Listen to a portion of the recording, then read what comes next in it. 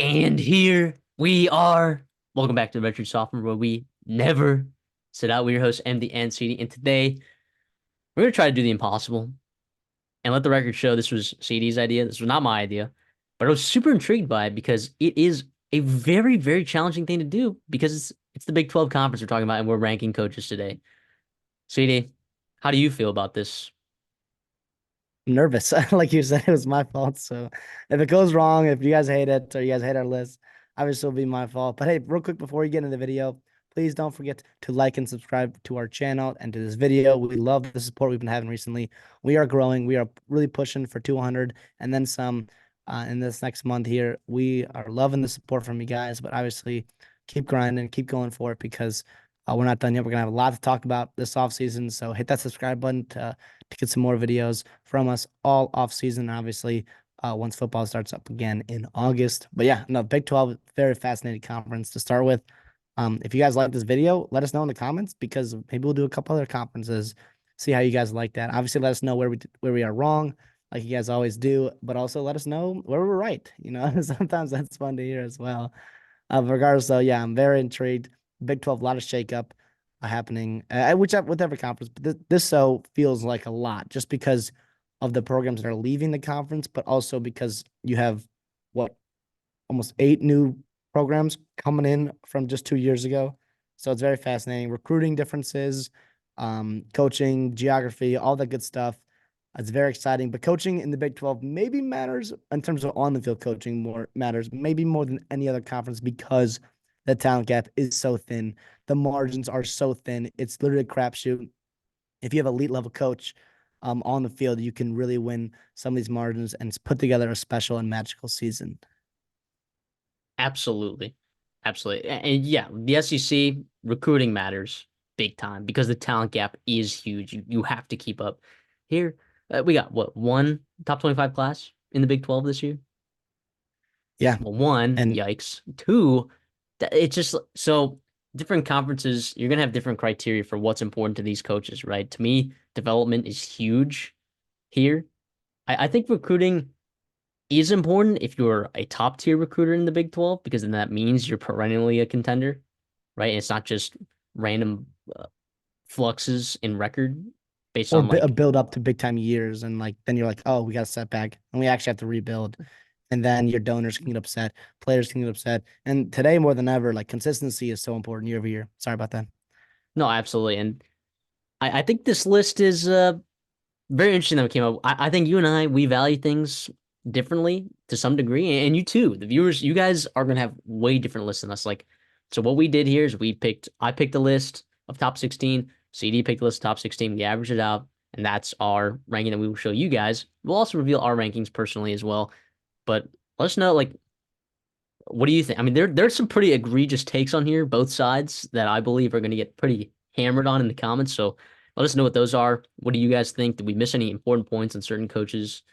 Please let us know. Please let us know. And of course, we encourage you to make your own rankings because this conference specifically is very challenging. There are so many polarizing figures in this conference, people that were on the hot seat, not in the hot seat anymore, some up and comers, some guys that are long tenured, some very different ways about going about running a program. It's such a stark contrast of what you're going to get in the Big 12. And yet, like you said, the talent margin, the gap is very small. So coaching matters that much more. So, with all that being said, are you ready to get into it? Let's do it. The 16th ranked head coach, according to the Redshirt Sophomore podcast, Scott Satterfield of Cincinnati. And I thought this was very easy. I ranked him as my 16th head coach in these rankings. You actually ranked him at 15. So you didn't have him as the worst. And we'll get to your guy that you think is the worst. But why to you does Scott Satterfield not exactly turn the page, per se? Listen, we've been, this is no secret on this channel. Scott Satterfield, when he was hired, we were kind of like, okay, Cincinnati, you just got rid of one of the best coaches in college football, Luke Fickell. Not got rid of, but he left you, right? And you have an opportunity, knowing you're a year away from moving to the Big 12, right? And you hire Scott Satterfield, who kind of took a pay, kind of what almost demoted from Louisville, and then they got a better guy in Jeff Brom. They're the guy they actually wanted. So like really interesting process all throughout. I thought he had a really, really tough job moving to Big 12. Not only did his roster get gutted, but it's been a couple years coming that roster was gutted to the NFL draft, but also to the transfer portal. After Fickle was gone, they have to recruit a little bit better. They started to do that in the tail end of the years under Fickle. So you know the potential is there to do it, but to sign the 50th ranked class is not going to cut it, especially when I don't think you're an elite level coach on the field. You've signed some good No, guys at Louisville, so like the potential, I guess, is there for Satterfield. But year one was super frustrating at times. You had chances to beat Baylor, chance to beat UCF. You were hanging in there with Oklahoma, right? You lost to in-state Miami, Ohio. Unacceptable things to do. Your signature win was Pitt, who ended up being terrible. So yeah, it was a tough year for Cincinnati fans. I know that we got a couple listeners on the show from the Cincy area, so it's tough. It's tough, but yeah, 16, 15 seems about right for him. He was 15 for me, but 16 can't complain with that. and knowing these Cincinnati fans that you allude to, I think they would agree with putting him at 15, 16. This is the easiest pick for me. Here's why. I get that he did really good at App State, and that's you know a tough program to win because it's not but honestly, like you can win at that program better than other G5 programs for sure. There's a built-in system that works. There's a culture. There's money compared to other G5 schools. You can win there, right? And we've seen people win there plenty. People that are not named Scott Satterfield. At Louisville, man, at Louisville with Clemson on the down skis, right? Yeah, you had schools Virginia, Wake Forest, Pitt, and North Carolina all made conference championships in your tenure there. All of them, every single one of them. And you couldn't do anything. And you had a talented roster. You had a talented roster. Let's not be uh, light about that, right? Scott Satterfield's a pretty decent recruiter himself. I understand that. Just didn't show up on the field. And then guess what? You move out of there. Jeff Brom comes in, the guy that they originally wanted, and he wins immediately. And he makes a conference championship. So to me, I never understood the Scott Satterfield hire. I thought there were better coaches on the board for sure. I thought this was a sketchy hire from the start, and I think in year one, yeah, it was an impossible job, right? Like who was gonna do much better than Scott Satterfield coming in there? But I don't feel great about the trajectory of this program, to be honest, with Scott Satterfield at the helm. And honestly, it can be a pretty decent program. Like since Ohio is a state where you have good football. It's pretty deep in terms of its talent. It's not Mississippi, it's not Georgia, it's not Florida, it's not Texas, it's not Alabama, right? But in the Big 12, the talent in Texas is spread out pretty evenly, right? When you're recruiting there in Ohio and you're getting some like you're not gonna have a crazy talent margin difference. So only winning 3 games in the Big 12 as a Cincinnati fan should be disappointing. And I don't know how much better it's gonna get with Scott Satterfield. Yeah, no, I think you're absolutely right. I do like what they've done in the portal just a little bit. Tyron Smith's a pretty good player from UTEP. Obviously, we've done our video on Brendan Sorsby, who was a baller for Indiana this year, just about the only bright spot on that team. And they have potential. You mentioned the state of Ohio being talent rich. You have a guy like Evan Pryor, who's a very highly rated recruit in his own right, and at Ohio State, and he comes over. He's originally from North Carolina, but comes over to Cincinnati to play some ball there to finish out his career. Yeah, it's a pretty good potential for this roster, for this team to do so. I like Brady Drogas. So the future of the quarterback position is a pretty good spot, but regardless, I don't know. I don't know. I think I was hoping for a little bit more this year under Scott Satterfield, and I just with his track record at Louisville, I don't know how much better it's really going to get. I agree 1000%. This is a lock for me, rank number 16. Our 15th ranked head coach, and this is really disappointing to me because I think he should be higher. And now, so he's tied with another individual, but I gave the tiebreaker to basically the coach that had the highest ranking, if that makes sense. So like they both averaged out to be the 15th ranked, right? But the 14th ranked coach had someone rank had a higher rank, if that makes sense. Yeah. So Brent Brennan, we both had him ranked 14th. Uh, Somehow ended up him at 15. That's just kind of our stark differences in some of these coaches. It's really disappointing because I think he's a good coach. I actually do. I just have no idea if it's going to work out in Arizona. I think the roster is significantly worse than it was last year, right? It will be. But you have talent there. You do. And you have great geography. And Brent Brennan has a really creative offense. He's hiring good staff, I believe, there. His wife loves Arizona, which is always a plus. He loves Arizona, which is a plus. I think he can succeed there. I think he can succeed. So it is unfortunate we have him at 15. So I think a lot of people are going to disagree with that big time, especially considering that there's some other coaches on here that are actually on the hot seat that we ranked higher, and also other unproven guys I think that we ranked higher. But just for uncertainty purposes, I ranked him 14, if that makes sense. Yeah, lot of things out of his control, like the school financial program, all that other good stuff, and just obviously new changing of a coach in today's age with the transfer portal. It's pretty crazy. Now they did retain a lot of key guys, namely, Noah Fafita and Ted McMillan, which obviously were huge wins for Brent Brennan and staff there. But a lot of it was, yeah, the uncertainty and that he just hasn't done it at a Power Five level. So that's why, like, I have a guy like Dave Aranda or Neil Brown just ahead of him. And so I mentioned that earlier, and I was like, you can look back year over year and see, how much different does this list actually change? And I was specifically thinking about Brent Brennan when I said that, because I think he has a chance to really climb this list rapidly and find himself in the upper tier of coaches in the Big 10, the Big 12, because that's how highly I think of him. And two, I think the program of Arizona, you can win there. We saw Judd Fish do some things there this year, and Brent Brennan is a guy I really, really like in Arizona for him. Yeah, it's tough. I think what he did at San Jose State, we've done a video on him just recently, pretty darn impressive. And I have no doubt in my mind that he can do it at Arizona. Will it work out? I don't know, like you said, but I do believe in him. It's a shame, like you mentioned, that he's down at 15, but this is not a knock on him. If anything, it's a look into like how deep this actually coaches are in the Big 12, whether it was like previously named high guys or just like guys I feel pretty good about, or it's more so just how bunched together, the middle, 80% is of everybody. Yeah, I have a feeling that Brent Brennan is going to skyrocket up this list this time around here next season. If we're trying to rank guys again, he's going to skyrocket. This is kind of like we talked about criteria like on-field performance, development, uh, but also like it's very uncertain, like what's going to happen, in the future. So how good do I feel about the program of Arizona? I feel pretty good about it.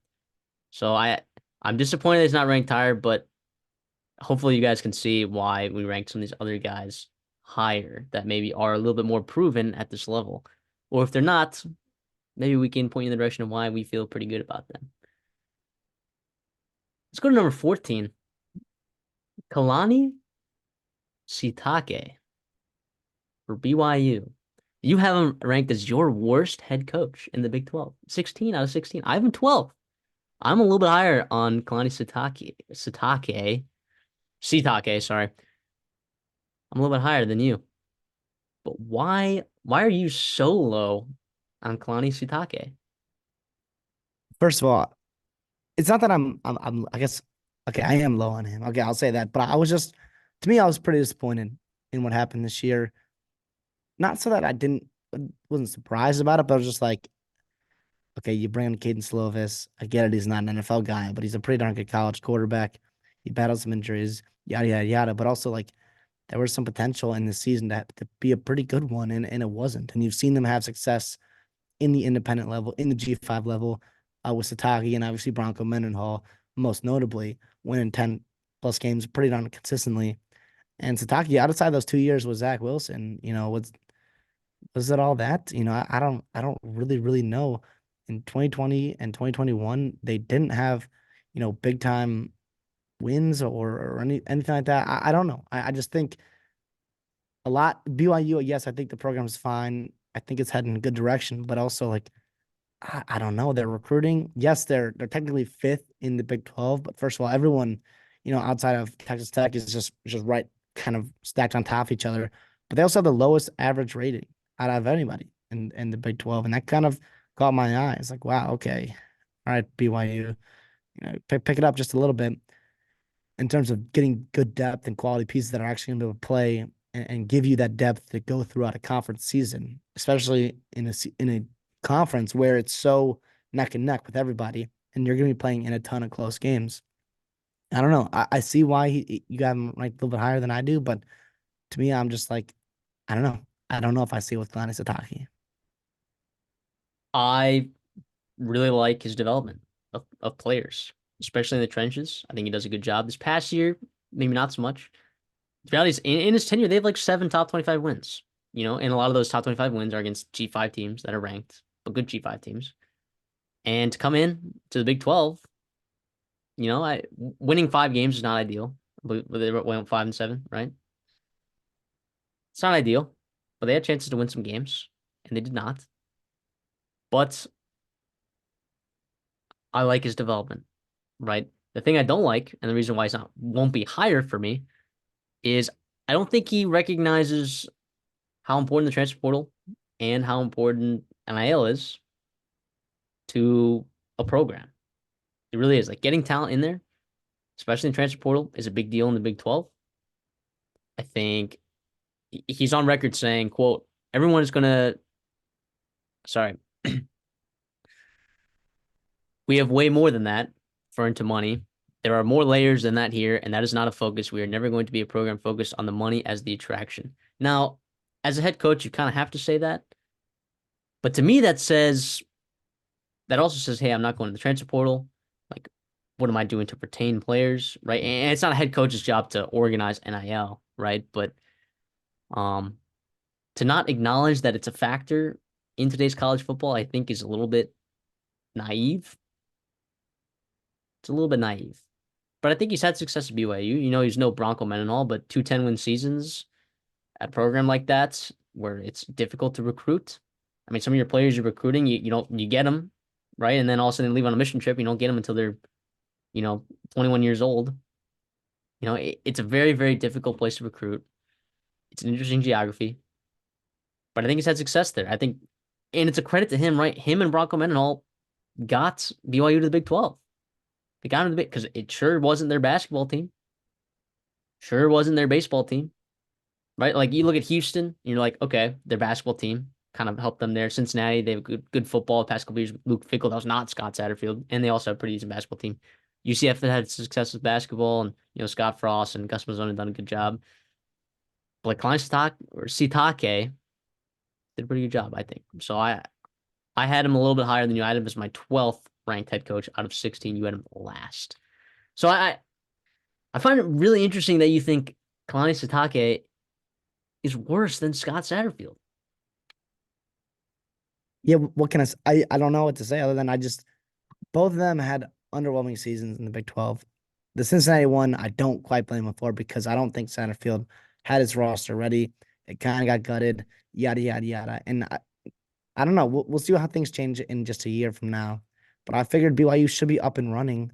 I know they didn't have the bodies on the O line, like you mentioned, the trenches to compete, right, in the Big 12, how it is. So yes, that's a little bit of an adjustment, but I'd also think that like Sataki has been there for what, 6, 7 years now, right? Since 2016. So it it's kind of like, well, what took you so long to build an offensive line or to build depth on in the trenches? So to me, that's where I'm like, okay, you guys weren't ready for this move. But Satterfield, I get that because it was a brand new roster, brand new team.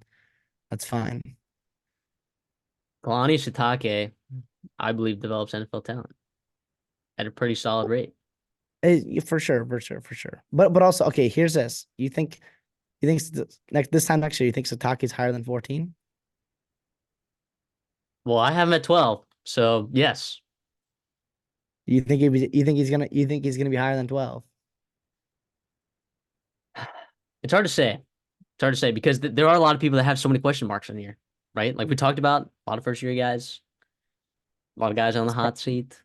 probably moving ahead of Dave Aranda just by default. But also like to me, I think the ceiling of Cincinnati and where Satterfield can go is higher than the ceiling that Kalani Sitake can be at BYU, if that makes sense. Even though I don't love Scott Satterfield, I still hold out hope on him. I do think there's a path that he can recruit well and bring in some nice niche guys in the portal and have Cincinnati, because we've seen it recently. Like Cincinnati's been humming, beating good teams, competing NFL draft picks, deep teams, right? We saw that even the G5 level.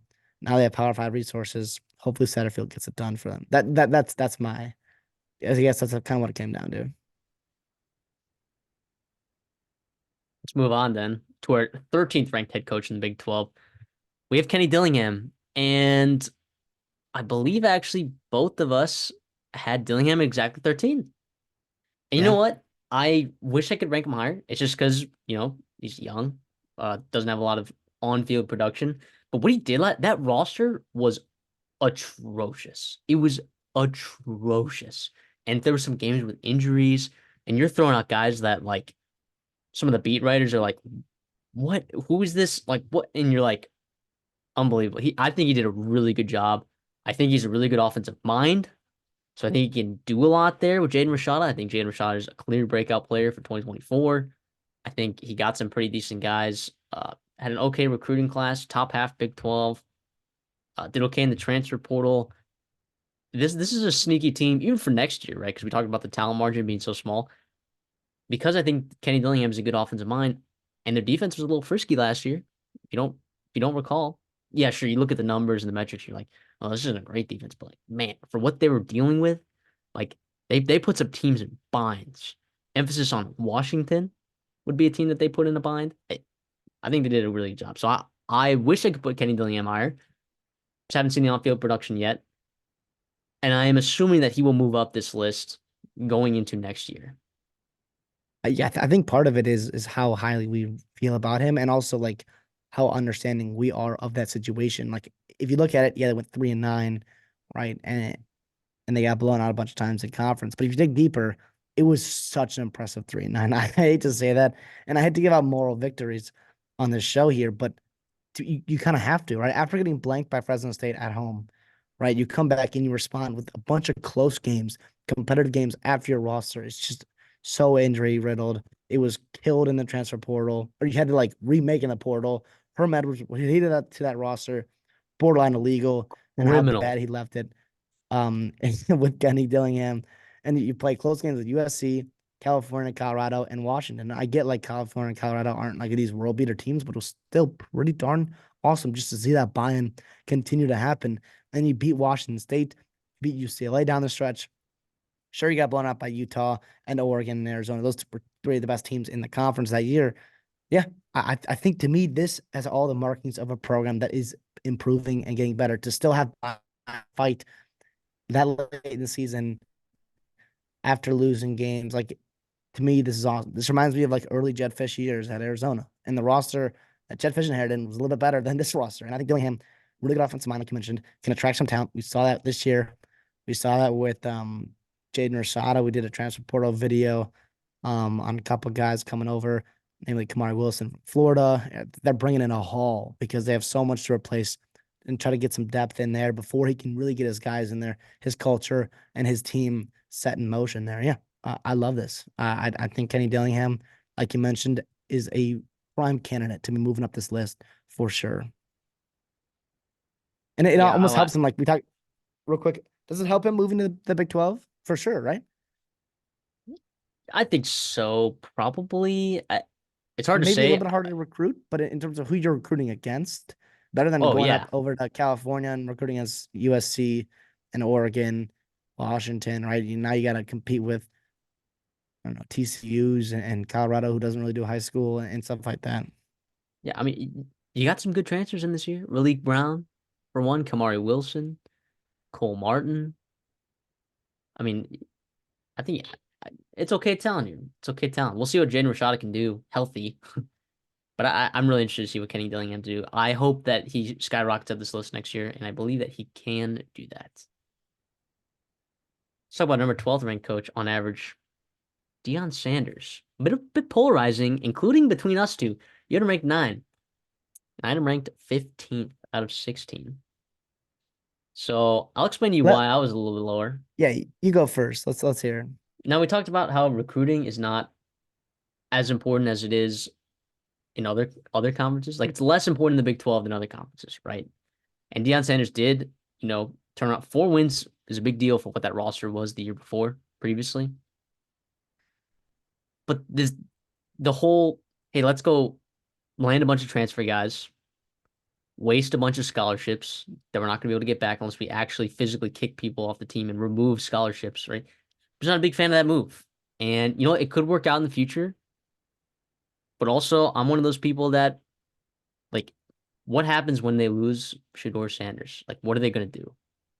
He meant everything. They don't win a single game last year without Shador Sanders. They do not. They don't win No. a single game.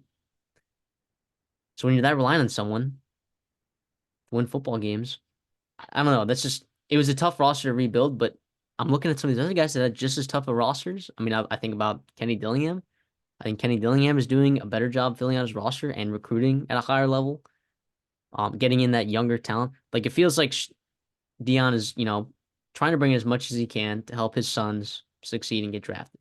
That's what it feels like. Is that what you want? I don't know. I don't want to be accusatory like that, but it is pretty criminal to how many guys did he sign this year? How many 7. really? 7 guys? I get it. You got Jordan Seaton, Draylon Miller's pretty good. Like he was trying to be selective, but the reality is, you got to bring guys. Trust your development. And you had coaches also leaving. Charles Kelly leaving. Sean Lewis getting demoted mid-season after giving his son a shot at the Heisman for half of the season. I mean, And, pretty and ridiculous. Pat Shermer, probably not the right hire at OC. I think, I don't know if you're as, I'm not very high on him. Yeah, I hear all that. I do. I do.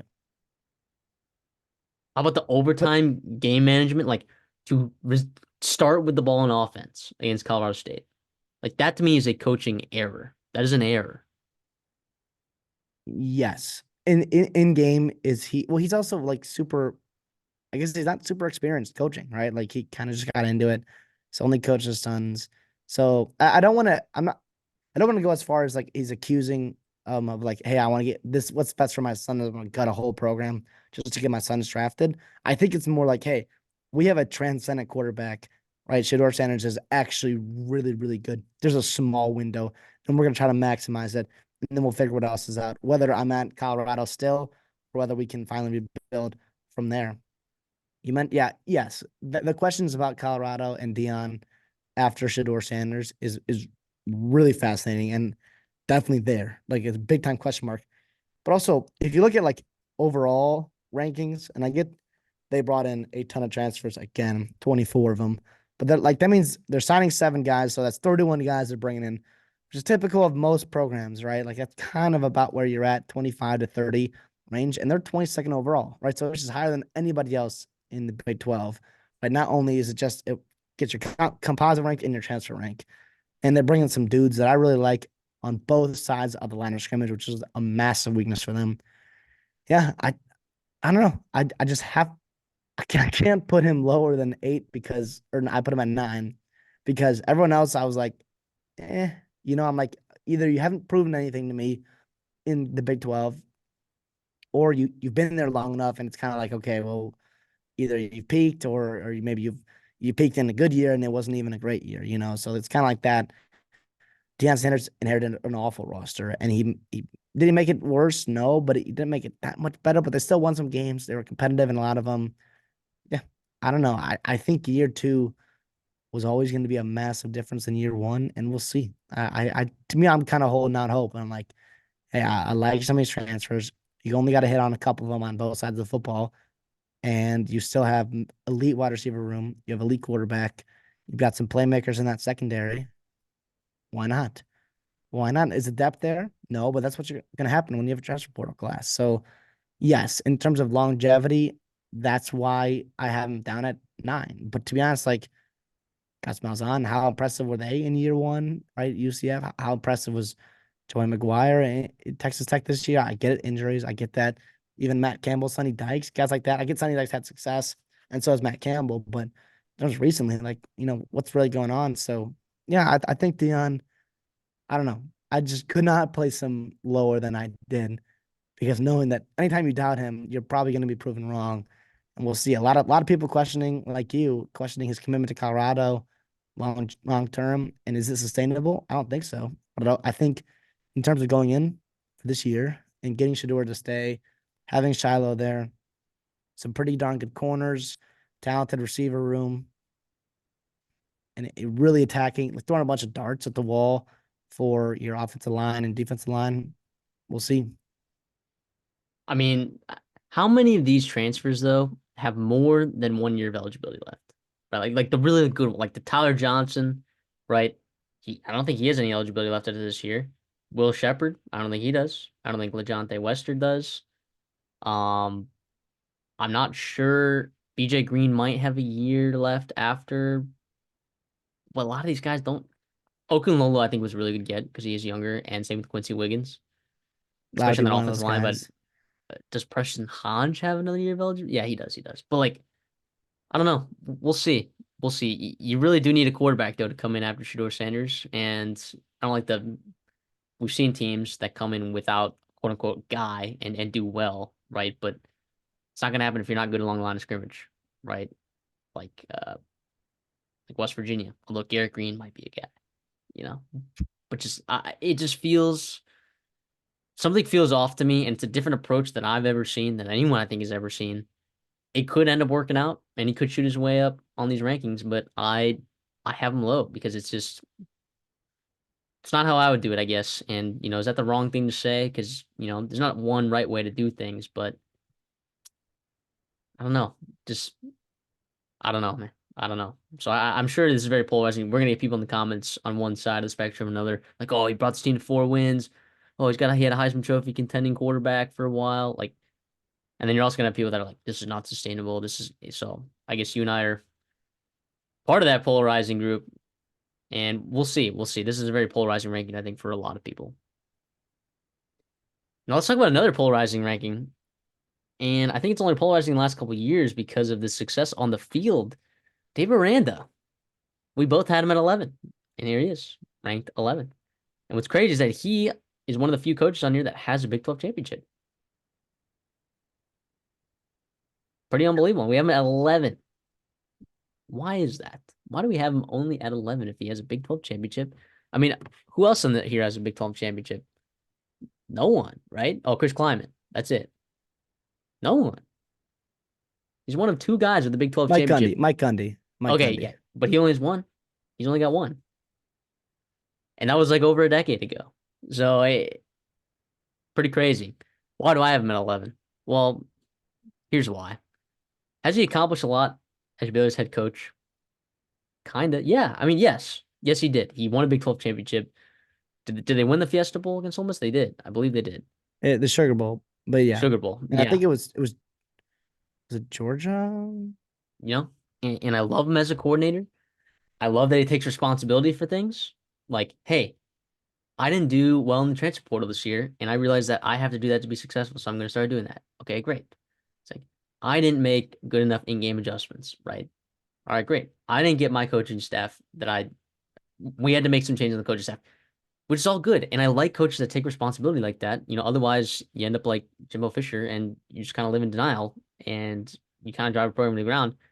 Thing is, like, none of these things are very, proactive. A lot of the great coaches are very proactive about their adjustments and they change while times are changing. And it feels like Dave Aranda just like he just is slightly a little bit late, right? He caught lightning in a bottle, we had an unbelievable line of scrimmage that year. Unbelievable line of scrimmage that year.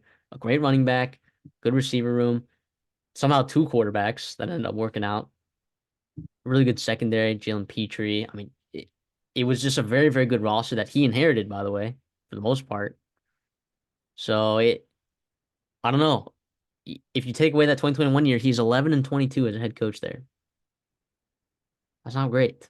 It's not great. I think a lot of people expect him to kind of be fired after this season. So yeah, that leaves him on the hot seat for next season. You hire Jake Spavital, and you're hoping for an offensive boost there. And DeQuan Finn was an underrated get in the transfer portal as a quarterback, but in this moment, I can't have Dave Aranda in my top 10 coaches in the Big 12, as sick as that makes me feel. Yeah, no, it was tough. He was my 11th as well. But I put him up there out of respect because he was Big 12 winner, right? And they won the Super Bowl. He was national champ defense coordinator. He did things pretty quickly at Baylor, and then whatever happened, it didn't work out. I was high on him this year. I thought they made some changes philosophy wise, defensively that were going to help them out. And they're not. Didn't matter that injuries. A lot of bad stuff happened to him. And but regardless, though, you mentioned 11-22.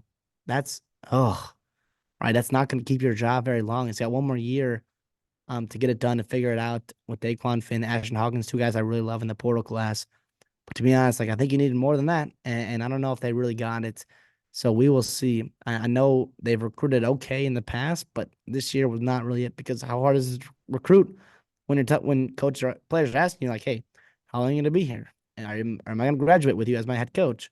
And he's like, "I don't know. I really don't know." And I don't know either for Baylor fans. I hope so. They ran it figures out this year, but I don't know. I really don't see it happening. I think this move, all the changes in the Big 12 helps a program like Baylor for sure. But I don't know if it's going to see immediate returns with Dave Aranda this year. But hey, I do think Dave Aranda is going to be a really good coach one day, right? Like I still believe in him. I don't know what went wrong exactly. You mentioned it was a little bit quick, late to adjust on certain things. Yes, I think that's totally true. But also, I think it comes a time, he's a pretty inexperienced head football coach. And I think, after if Baylor doesn't work out, he'll spend some time elsewhere and then get another opportunity. I think he could thrive there. But yeah, 11 seems about right for him, and it's a shame. It's almost like we're just yeah. I don't know. Hopefully he's still here next year, to be honest. But the reality is, who knows? Who knows? And I think what does he need? 7, 8 wins probably to save his job, and it's going to be tough. Yeah, it's gonna be tough, man. It's gonna be tough. Who's their? Oh yeah, Daquan Finn's their quarterback, and it just I don't know, man. Dave Aranda, like I love him, man. I love his personality. I love the way that he goes about things and doing things. I don't know how it hasn't worked.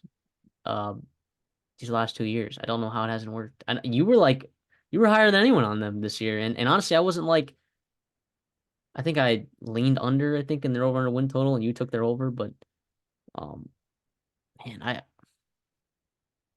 it's odd. It's odd. My guess is that he's out of here after next year.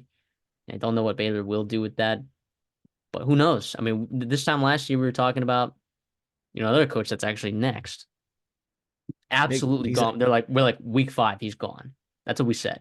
But so we'll see. He has a chance to save his job next year.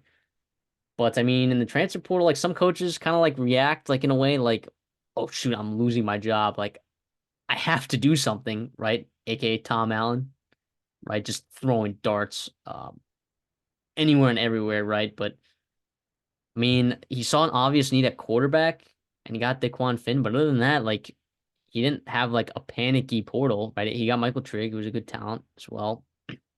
Got some interior offensive linemen from the lower levels.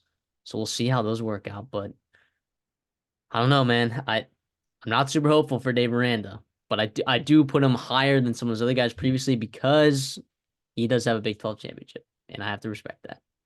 You have to. Let's talk about number 10, and he obviously has the sexiest picture in this entire video. Neil Brown of West Virginia. I had him ranked 10, you had him ranked 12. So he technically was tied for with Aranda, but the tiebreaker, uh, I had him higher than Aranda did at 10. We both have him at 11. So I gave Neil Brown the tiebreaker there at 10. I sneakily like Neil Brown. Now, if you asked me that last year, it would have been like, maybe it's not working out there, West Virginia. I think Neil Brown's a bad coach by any means. I just was like, oh, maybe it's not working out there. But he stuck with it. He stuck in the trenches. And we talked about coaches that panic in the transfer portal when they know they're on the hot seat. Did Neil Brown do that? Nuh-uh. He attacked needs, right? Everyone and their mother was like, West Virginia has to get a quarterback. Okay, they didn't get a quarterback. Garrett Green, pencil him in for the worst quarterback in the Big 12 next year. Neil Brown knew what he had. He knew he had a great offensive line. He knew he had a great set of running backs. And he ran a fantastic offense last year. Defensively, he said, I need DBs. So let me take a couple darts. He hits on Beanie Bishop, and they forced just enough turnovers to get it done. They won some ball games that maybe they shouldn't have, but they also won some ball games that they shouldn't have. Like it was a good job by Neil Brown saving his job like that. And their offensive line and defensive line are still going to be pretty decent next year, I believe. So I don't think we've seen the last of Neil Brown. I think the recruiting classes haven't been super impressive for Neil Brown. But man, he's done a good job building the trenches this far. And, if he keeps it up, then there could be some years in there where you just have a good enough offensive line where you can just lean on teams and you force enough turnovers on defense, especially with the talent margin, like you said, not being great. I don't know, man. I feel pretty good about where West Virginia is as a program right now. Of course, it's not like Dana Holgerson had it. It's not like Rich Rod had it, but I think it's on the up and up. So I put him at 10. He was a top 10. Now there are 9 guys ahead of him, considering, but he was considering he's on the hot seat last year. Now I had him ranked 10. I think that's pretty good movement for him. So you had him ranked 12 behind Dave Aranda. So what are your thoughts on Neil Brown? Yeah, no, I like it. They were such a fun team to watch and root for this year. You mentioned they knew their identity and they did it better than anybody else. And you knew they were going to run the ball. You knew Garrett Green was going to get after it, and they still could offensively and defensively. They made enough stops. Like you said, Beanie Bishop was key for them. They had a good interior guys. I like it. I like the way he's built the program kind of from the inside out. He knew he had a good O lineman. He committed to that once he got here, and it finally panned out for him. Building up to 9 wins, which is awesome. They returned their quarterback, returned some of the key pieces offensively. Should be okay, but I do think I don't know. I think sustainability is my concern. I think with Neil Brown is because they haven't recruited at an elite level. Not saying they have to in the Big 12, but it does concern me just a little bit. And they finally peaked, and it was. I don't want to say it was like a struggle to win a lot of these games, but like it didn't feel super pretty or easy to win anything. And I guess that's how Neil Brown prefers it. But also, like, I don't know. I just think a couple bounce balls either way.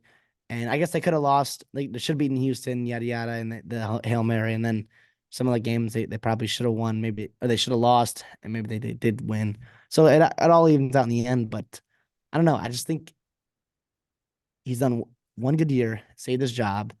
Dave Aranda is ahead of him because he has his one good year is Sugar Bowl and in a Big 12 championship. And obviously like top 10 ranking. So that's why I give the notch to Dave Aranda.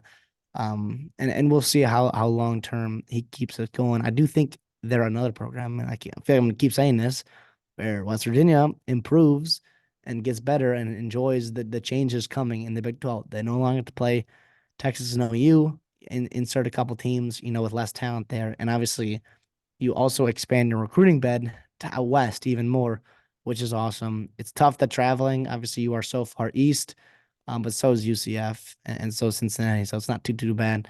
Regardless, though, and I like some things that did in the portal, but it's just I'm a little hesitant to say, okay, Neil Brown had one great year. Let's not overreact. Let's not consider him he's a flat out, top line coach in the Big 12 just because he's returning the quarterback. I do think a lot of pieces happened and fell into place that made him successful last year, and we'll see if they can replicate. I think he can. I'm not sure he can, which is why I had him a little bit lower. Okay, I can understand that. Let's get to our 9th ranked head coach in the Big 12, Willie Fritz. This is a kind of a stark difference between us. I had him ranked 7. I like Willie Fritz a lot as a coach. You had him ranked 10th, so just there, creeping on the top 10. But I had him as a top half coach in the Big 12. Here's why. He's won everywhere he's been. He's won everywhere he's been. And he's never had resources like he's going to have at Houston. Like Houston, we talk about all the time. And your national media is going to talk about all the time. They're a sleeping giant. Like there's so much talent to be had in Houston. And if you can win a Cotton Bowl at Tulane and make bowl games at Georgia Southern and go to national championships with Sam Houston State back when they were FCS, I I mean I'm excited to see what he can do at Houston, and we know he's gonna bring in a good coaching staff. You know, it'll be interesting to see how he does recruiting wise because he's never had this kind of talent hotbed to recruit from. I mean, Tulane, Louisiana's a big hotbed, right? And New Orleans is a big hotbed for recruiting, but you're competing like it's hard to compete with LSU in Houston, like at least in the Houston area, like yeah, sure, Texas A&M's going to get some of your top tier guys, but there's plenty of talent in Houston to go around, right? And it's competitive with the other Texas states. But now that you're in the Big 12, right, and you're getting a little bit more money, a little bit more national uh, broadcasting, I guess. You got a shot to really skyrocket this program. So I like Willie Fritz a lot here. He's going to come in at number 7 for me, number 10 for you. Why do you have him at 10? Yeah, no, all the things you said, I really believe in him. In terms of long term at Houston, I think right away it might get a little dicey. I didn't love the way Dana Holgerson left that program. Yes, they're bringing in a good amount of transfers. I love Zion Chris and others he's bringing in. I love the coaching staff he's bringing in. I have no doubt that if given time that he can succeed there. I think it will take a little bit of time. And to be honest, I think that I don't know. Well, I just to me, I think it's more of a um like compliment of everyone else above him on this list and how impressive their resumes are and how competitive the middle of that Big 12 is with Willie Fritz and everybody else. But yeah, I mean, he did a great job at Tulane, back to back 11 win seasons, 12 wins the year before. He's going to have a quarterback draft in the NFL draft and Michael Pratt. Yeah. And like you said, Houston has potential for sure. We saw Dan Holgerson do good things. We saw Tom Herman do good things. Um, and all that good stuff. Major Applewhite. But we love Major Applewhite. And yeah, so yeah, I don't like this. I don't hate it. I think I see why you're having a little higher than me, but also a little cautiously optimistic because hey, it is a new structure. It is a new setting for him. So much change is happening in the Big 12, and this is another change because he's coming in from Tulane to Houston. And I do think the potential at Houston's way better than it is at Tulane. You mentioned resources, the recruiting hotbed, and also who you're recruiting against. Other Big 12 schools in the state of Texas can't negatively recruit you that you aren't in the Big 12. And obviously, it's going to work to their advantage. I have no doubt that he's going to have success there. I do think it might take a little bit of time, which is why he's a little bit lower on this list, but also respect to everyone else above him. Yeah, and guys, I have some guys ranked like that he's ranked ahead of that I think a lot of people would disagree with because I mean Willie Fritz is unproven at Houston. We don't know what it's going to look like there. So I think there are some coaches that I have ranked behind Willie Fritz that I think would shock a lot of people. But I'm very high on Willie Fritz, so I really like the hire. I think he'll succeed. So about our number 8th ranked coach, Gus Malzahn. This was a guy that I had ranked behind Willie Fritz. I had Malzahn at 8. You had him at 7. I think it's very easy to argue that he could be a top 5 coach in the Big 12. That's not crazy. It's not crazy at all. He's only had 1 year in the Big 12, and I thought it was a success. He runs this gimmicky offense, quote gimmicky, right? Whatever, however you want to call that and describe that. But he's won some ball games, and he's recruiting at a very, very good level, levels that UCF is not used to recruiting yet. Especially now with the argument that they're in the Big 12 and that they can compete and they have the money, dude. That is the largest public school in the United States of America right now. So if you tell me that they don't have the money and they're located in Florida, absolute recruiting hotbed, they can get some guys, dude. They can get some guys. So I really like the future of this program. And I think Gus Malzahn's a really solid option to have as a coach there. What do you think? Yeah, they are humming recruiting wise. They are one of those teams that have really taken this. Hey, we're moving to the Big 12. We are going to take advantage of that, and they've done a great job getting in some really good talented players, locking down Florida and Georgia, like you have to, and also taking advantage of the portal. Right, I love the Katie Jefferson fit with Gus Malzahn. That makes a ton of sense. They're bringing a couple other guys that are pretty frisky, from other conferences. So yeah, I like this here. You mentioned his success. He's had success at Auburn too, right? He was a national championship runner up, right back in 2013, just a play away from beating James Winston at Auburn there and cementing themselves as immortality. Yeah, it's pretty impressive. He had kind of a quick rise to the SEC, going from high school to Arkansas State to Auburn pretty quickly, and so yeah, it is what it is. But also, I do like, um, I do like everything he's done. I think he learned a lot from his time at Auburn, and UCF fits him a lot more than Auburn does. And I think the potential that UCF has with their investment in their athletic department has been awesome. Has been really, really awesome, and the potential there is massive. I had him at 7, a little bit higher than you did. So don't hate this. I don't hate this at He's a all. top half coach in the Big 12. There's no question about it. Yeah. Oh yeah. And Like there's people room to arguing grow for him as a sure. people arguing him top 5. I don't largely disagree with you. I don't largely disagree with you. I uh I just feel like there's a ceiling. I don't know. Does that make sense? Like when I look at Willie Fritz, I'm like, there's no ceiling to what he can do with that program. With Gus Malzahn, I don't know. Do you feel that way about Gus Malzahn? Not necessarily. No, I think what similar to Willie Fritz, but Gus Wilson's a guy like if he hits it off with UCF, he's not gonna go chasing another job. I don't think he's got this itch to go back to the SEC and try it again there. I think he fits super nicely at UCF, and I think with the way he runs his offense, the floor is just really high, really high. It's so tough to prepare for every week. So that's why I like him because of the stability he brings and the recruiting that he's kind of attacking it with.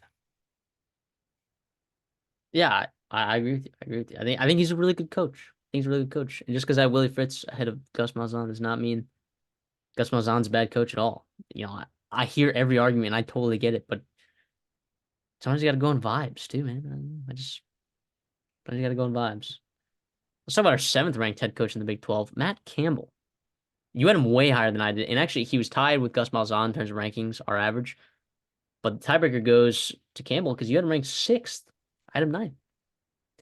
Why do you have him as the sixth best coach in the Big 12? Yeah, if you look at his records, right, and you're like, nothing super impressive. Most ones he's had was 9, and that was, even that was in 2020 season. That was a little bit weird Brock with Brock Purdy Purdy, right? It was and Super Brees Bowl Hall, or runner is up that there. David Montgomery? That might Might have have been been David. Montgomery. But Dean regardless, Butler? yeah, and so yeah, it was Brees Hall. It was Brees Hall. Okay, okay. Yeah, damn, that team was good. Regardless, though, I do like the way that he's building that program consistently. I think he's had a couple down years, but this year was pretty darn impressive, and they bring back a ton of talent, a ton of returning production. They are one of the teams of the Ken Palm, right? Like, or not Ken Palm, Bill Connolly's, returning production. They are way up there. And I think that matters a lot for a program like Iowa State, who is, not necessarily like reload every year. But since he's gotten them humming, like 8 wins, 7 wins, 9 wins, 7 wins, 4 wins last year was tough. 6 wins this past, 7 wins this past year. Yeah, I don't hate it at all. I think Rocco Beck, they found a guy they really like. JJ Cole's a guy below him that I love, and I know they're really high on as well.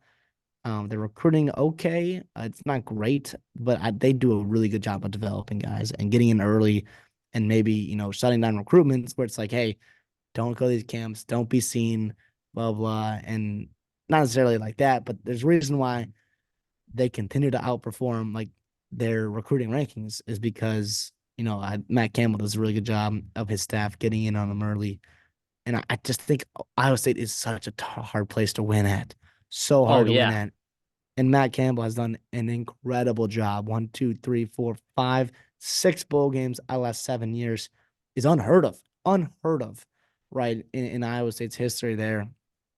Can't be more excited about what they've done and everything there. So yeah, we will see. But there's a reason why his name gets brought up for like big time coaching jobs. And I think he's just happy at Iowa State.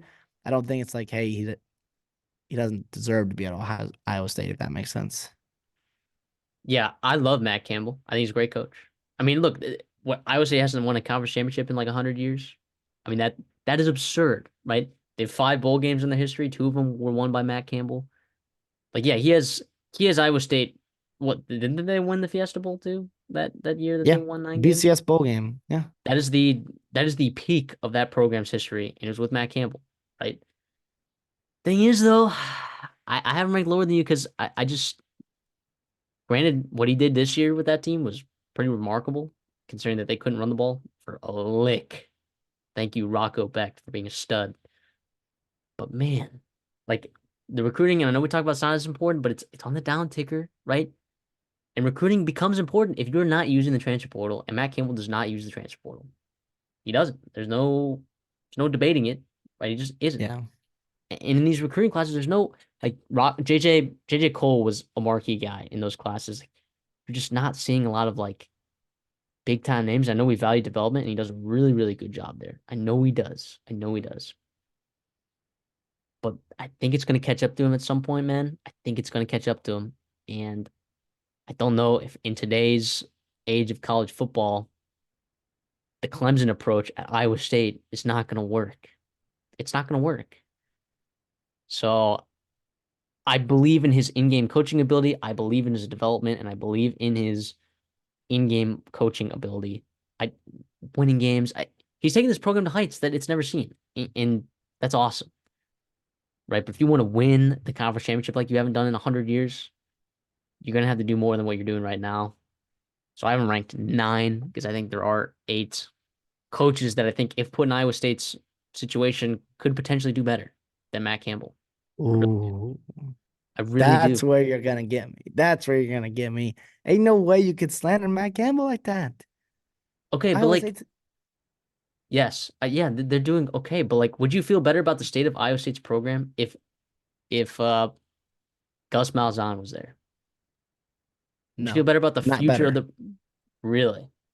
Not better. Yeah, I think Iowa State is Well, on the down ticker. They're on a downward trend, and it's slow.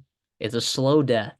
It is a slow death, but they have to do something before these other new Big 12 teams pass them. They have to do something. we'll see. Well, that helps that I mean they also couldn't bring in a ton of transfers this year because they're bringing back so much production. So it's not like there were a ton of spots to be had. Um, There were we'll definitely see. some spots on the offensive line, Well, in that yeah, secondary. I don't know, man. I don't know. I think that there was a lot to be replaced, or that a lot that you could upgrade at in terms of roster, but who maybe. knows? I mean, they yeah, sure, they could win 7, 8 games next year again, and that's a good season. But I'm just saying, like, it's not gonna last forever, man. Great season. It's a great season. I Seven just seven wins wait. would be 7 wins would be a great season for them next year. Yeah, it says every year, and I was staying. And I love the Cyclones. Love that Yeah, stadium. The I Cyhawk love the game is Cyclones awesome. too. Like everything about Iowa State is awesome, including Matt Campbell. I do think that like you will see one day he will leave, and you will see what Iowa State looks like. And I think it'll be like, okay, yeah, we knew Matt Campbell was good, but we didn't know how this important he was to a program. Yeah, and it's hard to say like what the ceiling of Iowa State's team is, but if you're a person like me that believes that Iowa State as a program can win a conference championship, like I believe that that program can do it. I believe it can. I just don't know that Matt They were Campbell's going to be the close. guy. They were close in a different era of college football. Underratedly, that was a different era. Yeah. So we'll see though. We'll see which one of us is right a couple years down the road here. Let's go to number 6, Joey McGuire. I love Joey McGuire. That is not a secret. I had him ranked 5th, which is very controversial probably to a lot of you folks in the comments because you're like, what has he done there? Fair. You had him ranked at 8th. All right, I'll start because I'm the Joey McGuire defender. The only Big 12 team with the top 25 recruiting class, Joey McGuire.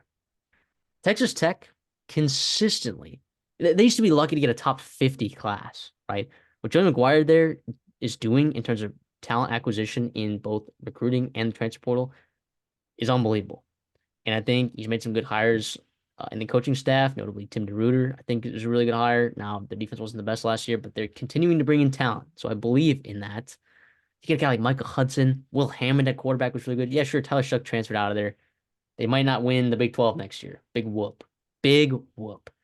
They were in so many close games this year that they could have won. Yeah, sure, they didn't beat Wyoming in Laramie. All right. How many teams beat Wyoming in Laramie this year? One. Texas, barely.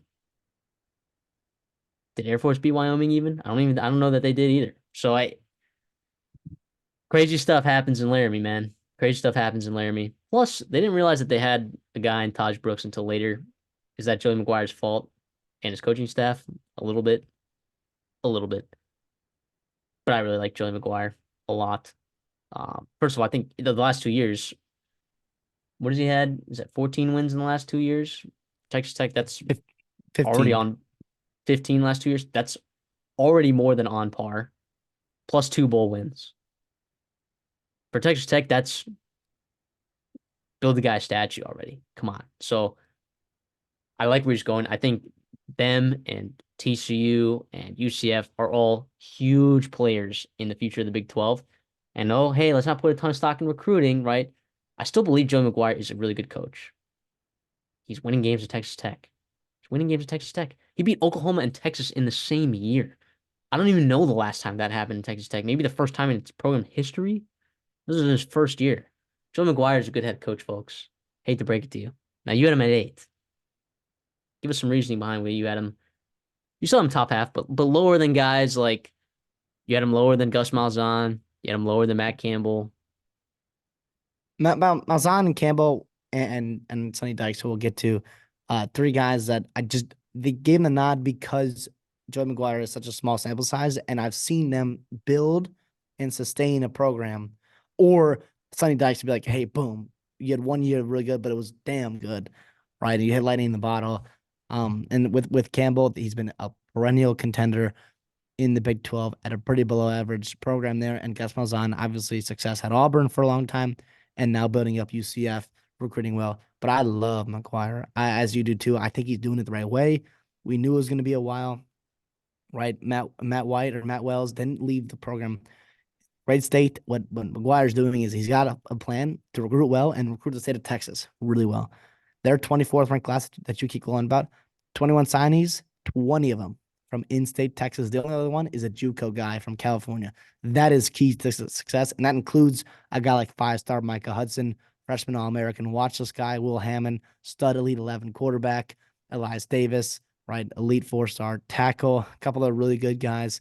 Yeah, I And the love it. In the portal. portal, What they're about the bringing portal? in Josh Josh Kelly. Kelly? Josh Kelly's a Oh my monster, gosh. Go check out our video. monster. We love Josh Kelly. And then do yourself a favor, watch his highlights, specifically from the Oregon State game. Do yourself a favor. He is incredible. And yes, Tyler Shuck, to me, I think is a big time loss. But I like Brent Morin, right? One of the highest ranked recruits that Texas Tech has brought in ever, but also, obviously Joey McGuire. And I think you pair him with Micah Hudson.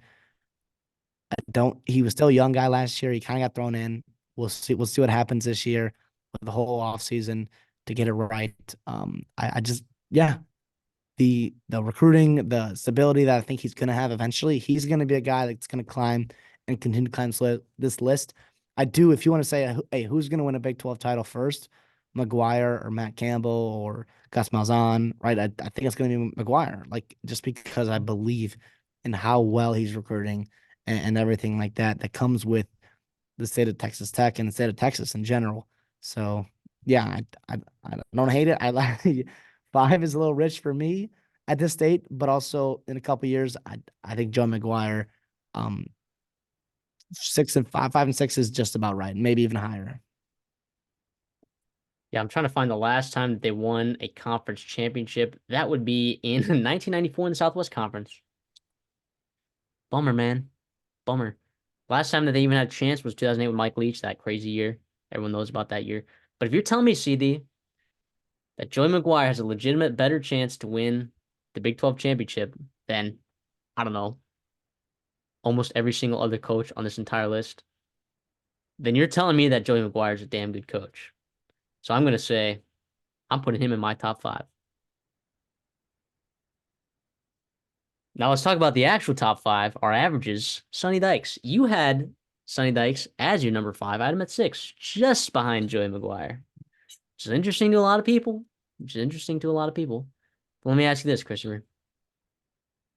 If you were to put Ed Orgeron in the Big 12, where would you rank him coaching wise? Well, I think what team matters for sure, but he is, I don't know, outside the top 10. I, But that's what I'm I saying. get, No, I'm not trying to compare Sonny Dykes to. He's not. Sonny Dykes is not like Ed Orgeron. He's not going to fizzle out.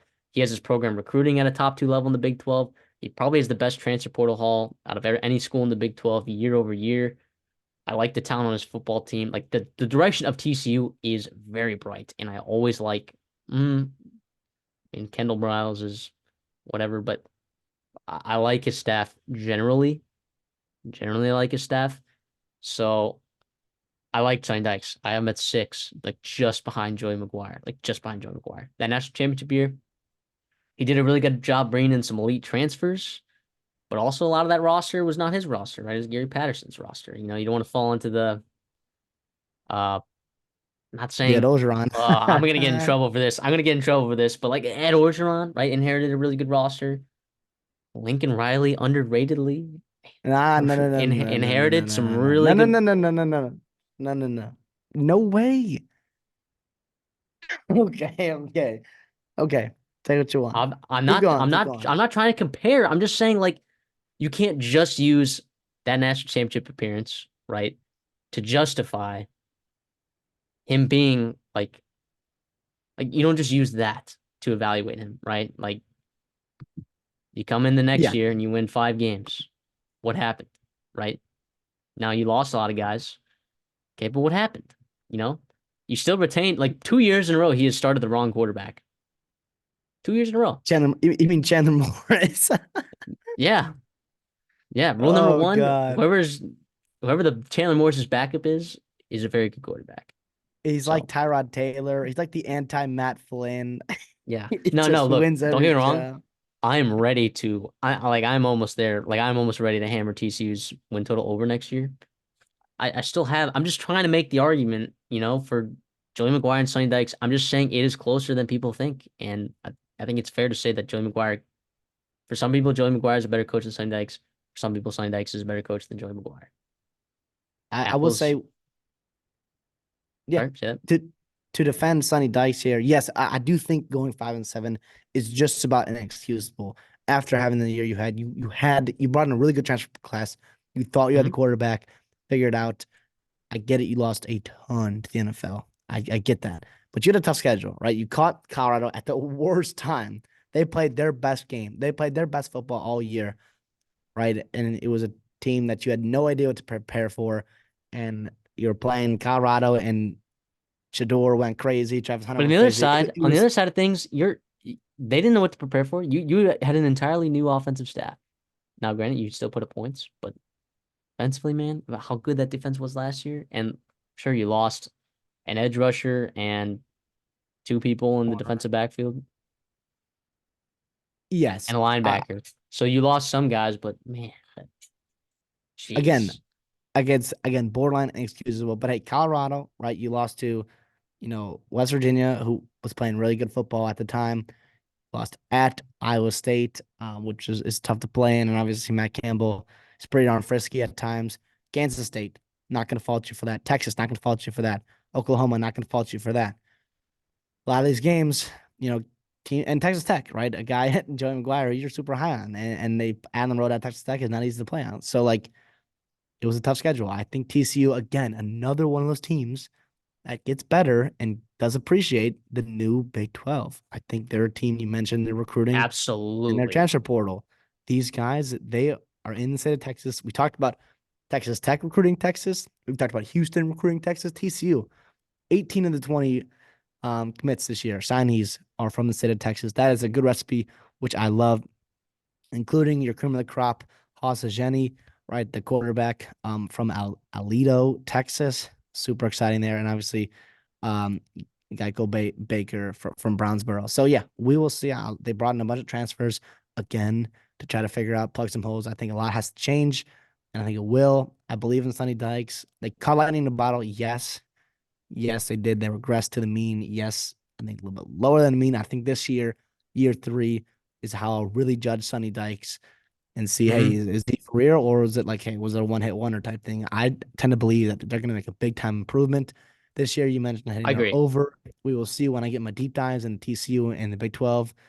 I might really think about it for sure. And but I still have faith for the future that they can, win a good amount of football because TCU, we've seen them do it, right? Under Gary Patterson back in the Mountain West, won a ton of football with Andy Dalton and the fellas back there, and then with Trevon Boykin in the Big 12, we're a game away from the college football playoffs, right? And maybe even winning it all that year. So you can do well here at TCU, and they have, and he has, and so we'll see if he can get back to that level.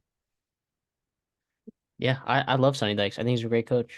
By me comparing him to Ed Orgeron, that wasn't to compare him to Ed Orgeron. That was just saying like, hey, let's relax, let's see more. Right? We've seen both ends of the spectrum with this guy. I would just like to see more. And like, is this transfer portal model going to work perfectly? Now, I still think he's recruiting at a pretty decent level compared to the rest of the teams in the Big 12. So I think he'll be fine in the new Big 12 in terms of talent. But let's just see. Let's see. I mean, again, I have him sixth. You have him fifth. So that kind of right on par there. So Got a question for you here. So Sonny Dykes and TCU, you think they have the best chance to win a national title of anybody next 5 years in the Big 12? a national title. Or college football playoff, but I'll leave it at national title. I want to say national title. I, yeah, gosh, I mean, I don't think any of these teams can win a national title. But Well, I think I be careful saying that. I'm gonna clip that. Our viewers dude, gonna hold you accountable for that.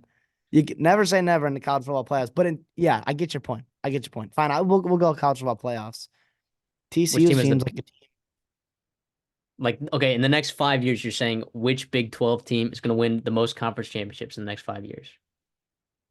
Oh, you automatic bid. Da da da. Never mind then. But Yeah, yeah, no, yeah. you're right though. Well, which team is going to win the most Big 12 championships in these next years? I mean, I see three or four teams that are kind of going to be perennial with like a couple sleepers every year, and TCU is one of the And perennials. exactly. And that's my main point is like this is a legit program. This is a legit upper echelon program in the new Big 12. Absolutely. Let's talk about our fourth ranked head coach. A lot of this has to do with past production, but he just keeps doing it every year, man. Mike Gundy of Oklahoma State. How does he do it? How does he do it? Famously on this show, we save horses and we ride cowboys. We were on the Oklahoma State over this year. It cashed. We had an Oklahoma State conference championship ticket hedged big time.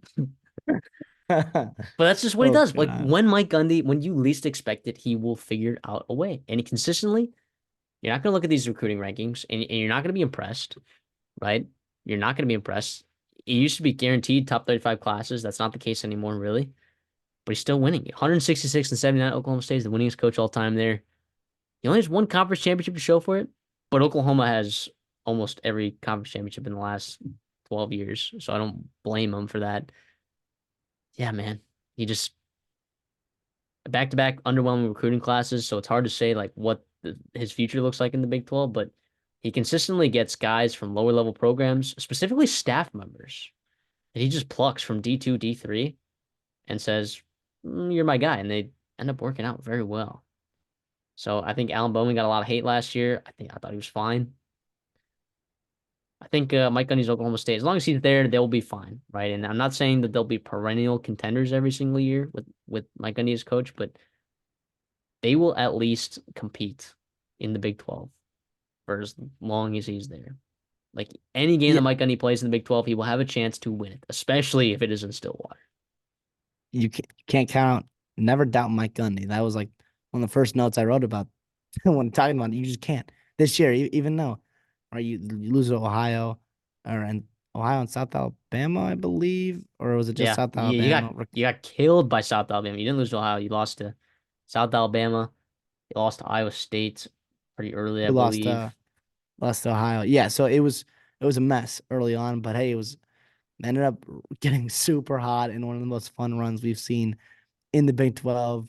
Yeah, 166 and 79 since 2005. Much different conference now. In 2005, think about it. You had a battle with OU, with Texas, with Nebraska, with A&M, Missouri, Mike Leach's Texas Tech. It was a gauntlet in the Big 12. Obviously, everyone remembers that famous 2007 season.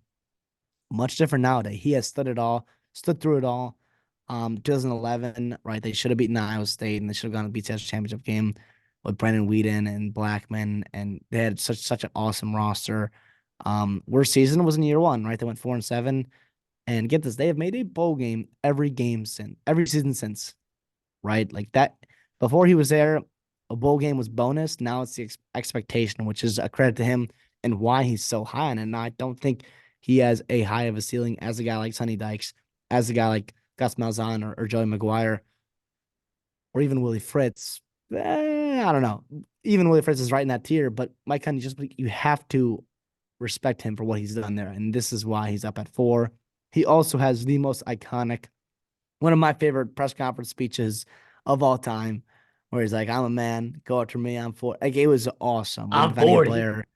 Um, I'm a man.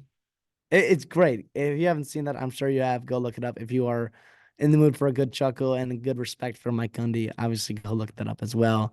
Also, fun fact: he took over for Les Miles when Les Miles went to LSU to replace Nick Saban. So I think Oklahoma State did pretty well there. Les Miles is out of a job, and Mike Gundy is still coaching and going to Big 12 championships as the Oklahoma State head coach.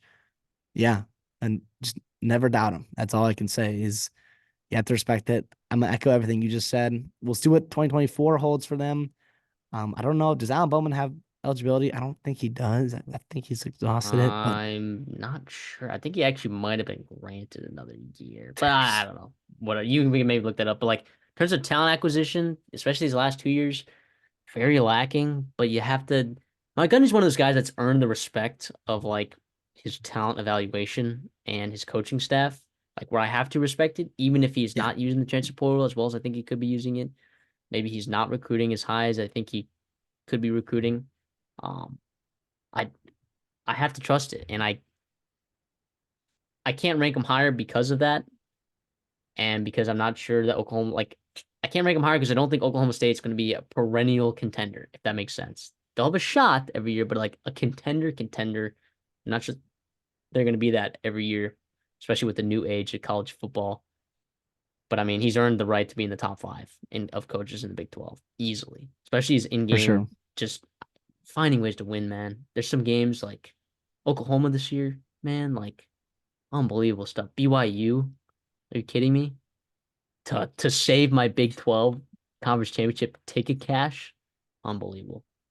Yeah, He's yeah, he's really good. Now it took him a while to find out who Ollie Gordon was, but once they did, they were pretty all right.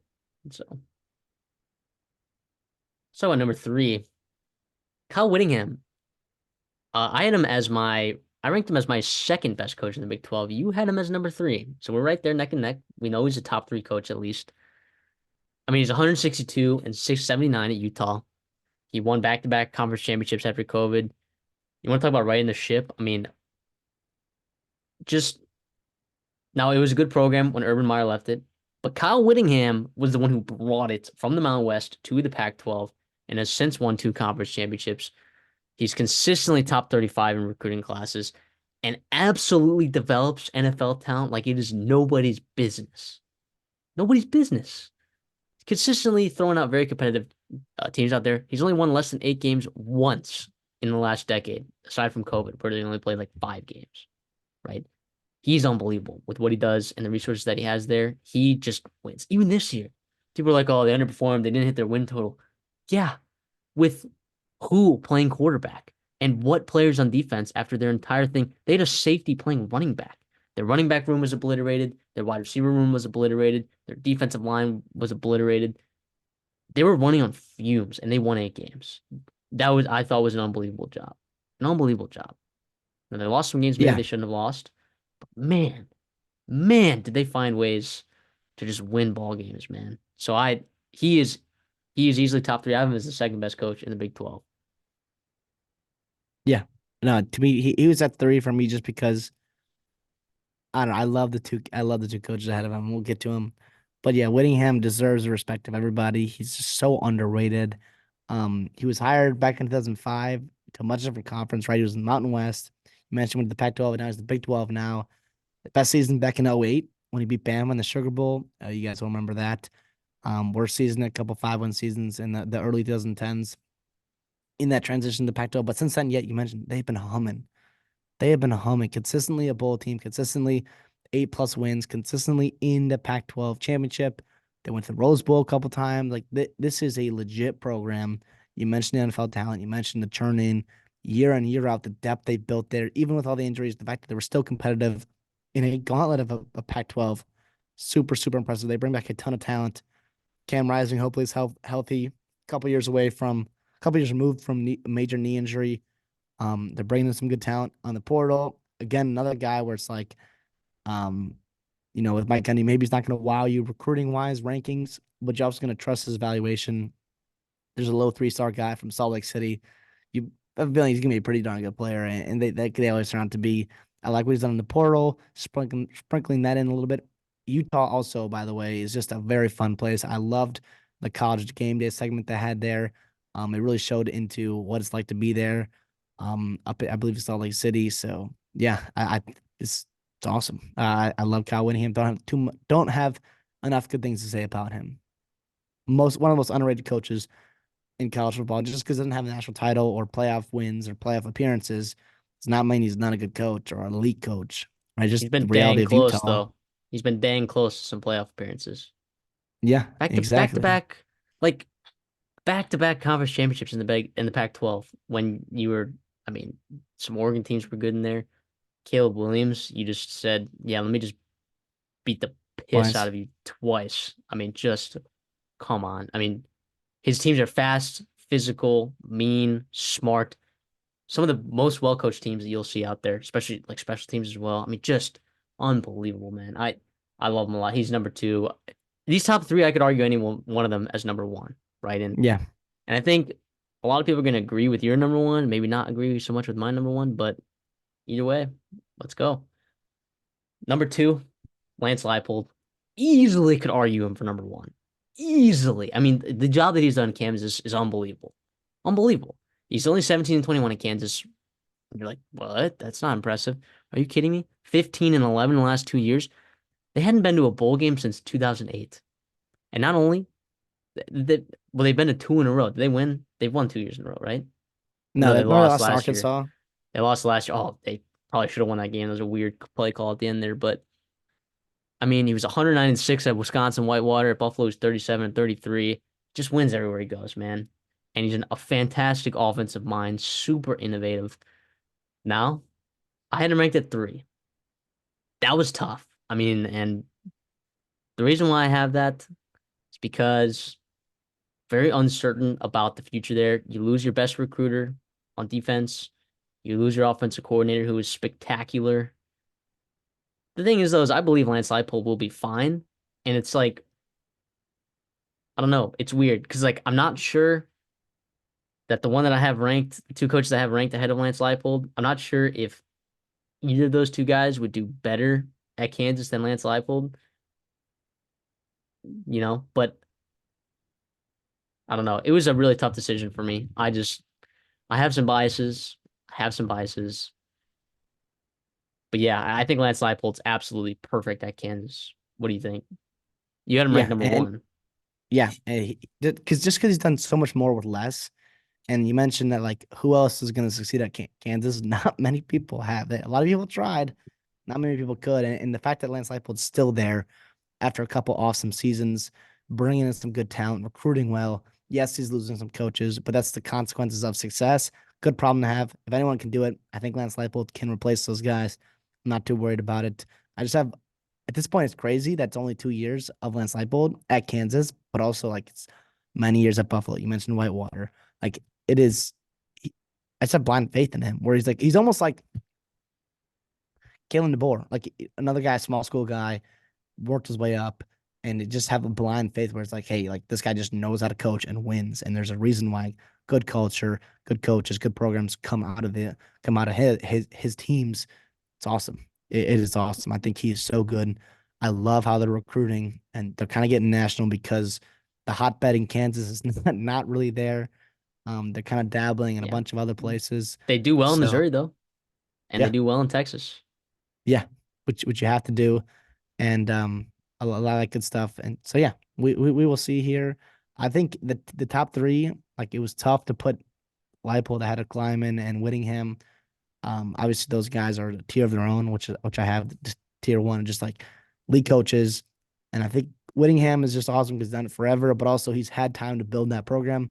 Lance Leipold, like, is just scratching the surface on what he can do here. And we'll see. He's been in a lot of coaching rumor mixes, but he's kind of reaffirmed his commitment to Kansas. And they've been committed to him. I think that there's potential there, not necessarily because of the hotbed that is the talent in the Kansas and Nebraska area, but just the NIL structure there with the basketball team. You have to get some of that. With the football team, they're getting a new stadium, so next year they'll be playing in like the Kansas City Chiefs stadium and like some other weird stuff. But regardless, I'm super high on Leipold. I love that he's getting the Yeah. attention he deserves. And I don't think, you can say enough good things about him and what he's done to Kansas because you forget a couple years ago, Kansas legit a awful team, one of the worst, the worst team in Power Five football, and it was not even close. They went a long time without winning a conference game in the Big 12, and yeah, it's pretty impressive what Leipold's done. Yeah, I mean, this is their highest recruiting class in well over a decade. I mean, Deshaun Warner was their highest rated recruit ever that they've gotten. And Yeah, and then, he was a late rise stud. yeah, and then Brinkley and Alexander are all in their top 10 recruits of all time that have ever committed there. So it's interesting. It is interesting to see no recruits from Kansas, like you talked about. They're getting a little more national, but hey, it's kind of what you got to do. So I like where Lance Leipold's at. You could argue him number one, and I do not have a problem with you putting him at number one. I worry about I just worry about like I've talked about it a ton of times for this Kansas team in the last 2 years, man. The turnover luck has been insane, insane, and you're losing all of that Big 12 talent in this, or all Big 12 talent in the secondary from those 2 years. See how that goes, man. We'll see how that goes. I have faith in Lance Leipold's offense for sure, for sure. I mean, they're returning pretty much everyone again, which is crazy to think about. Second year in a row, they're seemingly returning everyone. It's nuts. Uh, so yeah, I believe in that. But just I don't know. I just have a weird feeling. He's such a good coach, though. I have faith in him. I have faith in him. So putting him at I had him at 3, but man, I had such a tough time, man. I had such a tough time because it's like, what have they done relative to what they have? Like, what's the future looking like? Production on the field. He has all of it. But well, let's get to number one. We have Chris Kleiman. This is who I put at number one. You had him at number two. I'm at number one. Big 12 championship winner. Third time Kansas State's won a conference championship in the last 20 years. Unbelievable work. The NFL talent that he's putting out there is absurd. The development is crazy. Now, he's not recruiting at an insanely high level, but he also understands that that's not everything. He was a small school coach. He was a small school coach. He just understands how to win football games. His second half adjustments are unbelievable, and people are gonna point to the Texas game and like that last couple minutes there where he, quote unquote blew it. I'm not sure if he actually blew it. That I think a lot of people defer on opinions there, but putting a team in position to win that game was pretty unbelievable, if you ask me. Winning the conference championship in a year where TCU made it to the national championship. I mean, they were one of the best top 6, 7 teams in the country that year. He's unbelievable. He's unbelievable. His staff is always fantastic. He took a chance on Colin Klein. It absolutely worked out. He's gone. And internal promotion, we'll see how that works out. Hires on Matt Wells as well. I just think he's a really good coach, man. I think he's a really, really good coach. And when he does in the transfer portal, like he gets good guys in the portal. Dante Cephas, I know he didn't do well at Penn State, but he's really good. Easton Kiltley, very good football player. Trying to replace Cooper Beebe there. You had a good set of running backs there. I mean, sure, Will Howard's gone, but you love Avery Johnson. They just came off a bowl win against the Pop Tart Bowl against NC State. Like Kansas State, despite their level of recruiting, I just still have confidence, man, that they're going to be perennial contenders. Their 2024 class is not very good, but the 2023 class is really good. So, maybe you hold out some hope there that that class can kind of like keep that momentum going for this program with Avery Johnson and Jordan Allen, etc. I just really hope that they can keep it going, man. I love I love Chris Kleiman, and if Texas A&M had hired him, right? And if you haven't watched the show before, I am a Texas A&M Aggie. Texas A&M had hired him, I would have been happy, absolutely happy. Happy with Mike Elko. Would have been happy with Jed Fish, Kalen DeBoer. I would have been very happy with Chris Kleiman, very happy. So I would have rather had Chris Kleiman at A&M than Lance Leipold. If that makes sense, which is kind of a crazy hot take there. But man, I he's done an unbelievable job. So he's my one. A tough one. It's almost a three-way tie between him, Whittingham, and Leipold, in my opinion. It's a good problem to have if you're the Big 12. Those are the three faces, the coaches at least right now, and three programs that are on the up and up. Kansas State, obviously, Avery Johnson, a lot of potential there. losing some good coaches, which is a shame. But it's also with Lance Leipold and some other guys we've seen the consequences of success. That's okay. It's gonna happen. You gotta adapt and learn, and the best ones do it. And I think Chris Kleiman can. Right, he's won everywhere. He's at North Dakota State right before. He was a Dominated at monster North Dakota there. State. Dominated. Uh, yeah, and he's done really good and sustained success over multiple quarterbacks for multiple styles. Like super impressive, super impressive. Taking over He's from in. Bill Snyder. He's so adaptable, man. He's so adaptable. Yeah, and I don't Every year his team plays so differently. and I don't think that's a hot take that you'd rather have him at A&M than Lance Leipold, just because like running big time programs, like you need a different kind of type of person. I think Leipold's best at like maximizing the minimum talent he has. But Hmm. Cliff Kleiman's like a great like general manager. Like, hey, like I'm just gonna run a team. It's gonna have really good culture, gonna bring in really good guys and really good coaching, and can compete with the big boys and bang with them in recruiting, but also on the field. Yeah, Kleiman Their is strength and awesome. He was my conditioning, their strength and conditioning program is unbelievable there. They feed kids and differently there. It's like one of those programs like Iowa, Michigan. Like they do something where they feed kids differently. and you have to. What's also Midwest, the Midwest strength. Yeah, No, the Midwest you you boys. you have to at Lance Leipold or at Kansas State, and he understands that. Chris Kleiman does. Yeah, he was my second guy. I had Leipold just a hair above him just because of how impressive it's been with the Leipold turnaround at Kansas. But regardless, Kleiman, I love at Kansas State. I'm super happy for them that they kept him another year in the hiring cycle. I don't know how long they'll be able to starve off some, money hungry programs that have just wads full of cash, but also I think he's happy there. He's built a pretty good program. And to be honest, like who's the alpha in the Big 12 right now? If it's not Utah, who's coming in, it's got to be Kansas State and Chris Kleiman, what they've done there the past couple of years. Excuse me. It's awesome. It They're is, up there is for more sure. consistent and better than anybody else. They might not be my pick to win the Big 12 next year, but yeah, you have to put them in there. Like they're in that Well, picture of like just perennial contender just because of who they are. Like that's their identity is to contend right now. That's the Chris Kleiman identity. Now Bill Snyder did a really good job, can't say as well, but Chris Kleiman, that is his identity there. Like his identity is to win.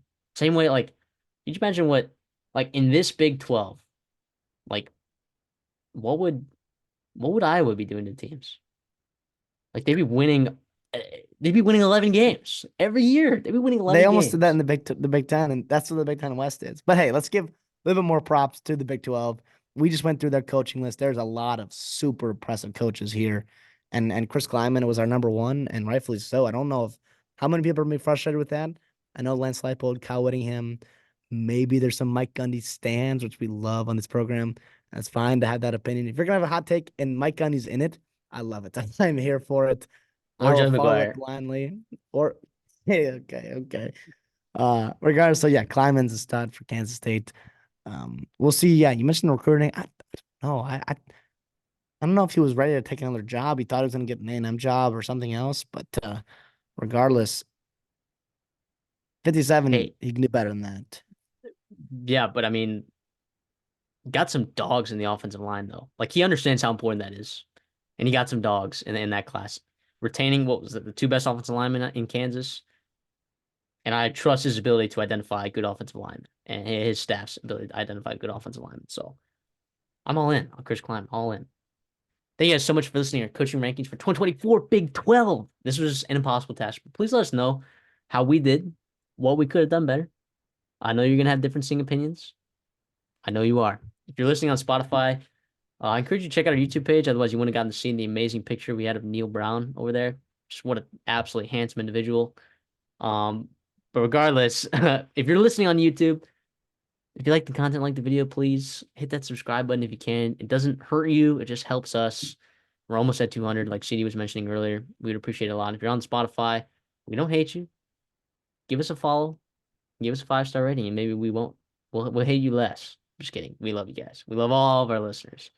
But CD, anything else for the way out? Yeah. We hope you guys enjoyed the content. The Big 12 is obviously, to be honest, my favorite conference just because it's so entertaining. You have no idea. There's just so much, equity. Is that the right word? Equality, whatever it is, in that conference. It's so fun. This year will be no different. I'm excited to see how your guys' list look, but also how our list changes in a year when we do this next. Um, like I said earlier, if you want us to do other coaches or other conferences, let us know as well. We have a busy off season, a lot of stuff to get to, but also you guys' input matters. So let us know in the comments what you'd like to hear from us as well. Absolutely. This was fun. And we will see you guys in the next one.